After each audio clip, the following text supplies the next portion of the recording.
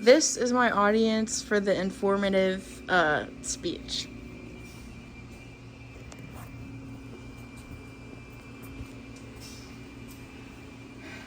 Today, I'm going to be talking about how registering to vote as an American benefits everyone. This topic is relevant and important to me because I've had lots of conversations with family members, with people around me that I care about how they feel that their vote doesn't matter in elections.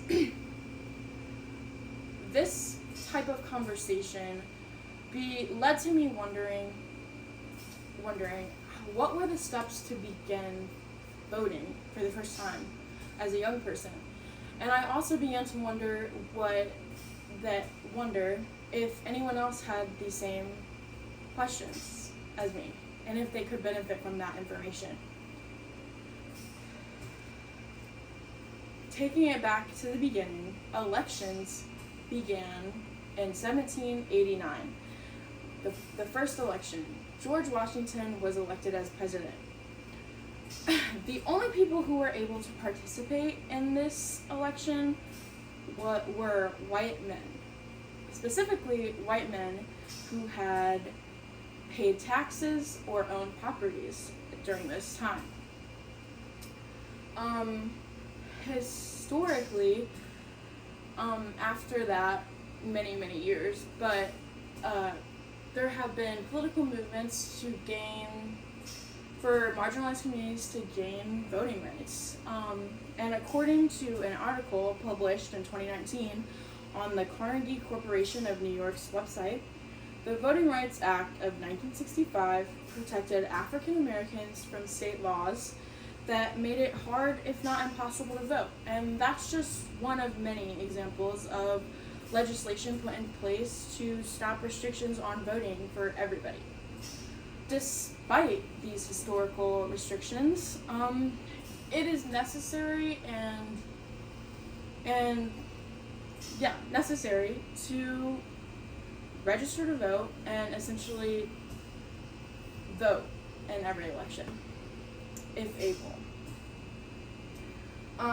Today, I want to inform you about the process of getting registered to vote, the different types of elections you can vote in, and the disadvantages of not getting registered to vote, and in turn, not voting in any American elections.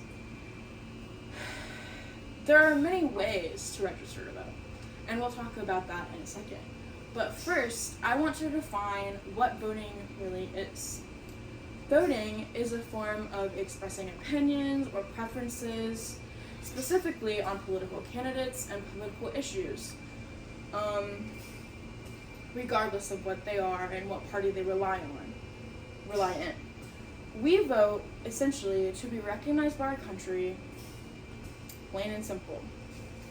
According to information published on the official United States government website, anyone can register to vote by visiting local election offices. They can look up online resources or even register to vote through mail. A local place that you can drive to register to vote is the Department of Motor Vehicles. This is not really known. Registering to vote really is that easy. Upon registering to vote, anyone can vote federally, statewide, or locally in different types of elections. According to the research department on the Statista website, 161.42 million people who live in the United States were registered to vote during the year of 2022. I think this is an important fact, but what is really important is this next comparison. It's important to realize that according to information from the United States Census Bureau's website, that 333.3 million people were living in the United States during 2022 as well, during that same time period.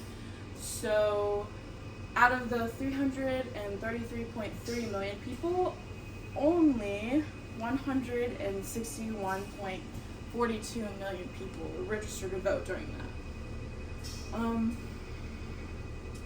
That is a distinct comparison that I wanted to highlight, because imagine how much representation would happen if all of those people were registered to vote.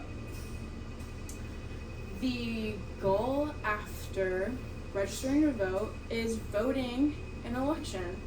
And the goal of an election is to put a political candidate in a political position in a range of jobs within the government, from president to city council member. There's a huge range. According to information published by the research department on the Statista website, young people are the biggest demographic to not be registered to vote in America, despite being young enough to see lasting effects in political policies. So it's definitely a statistic or a notion that should be recognized. Registering is necessary. Voting allows a citizen to express their views and what is needed in the country, and without it, citizens aren't represented in their government or government policies. So, in conclusion, today we've discussed what voting is, why it's important to register, and even some disadvantages to not registering and in turn not voting. In conclusion, again, registering to vote and in turn voting is vital to sustaining the system of American democracy. Thank you for your time. Okay. These are my audience members, once again.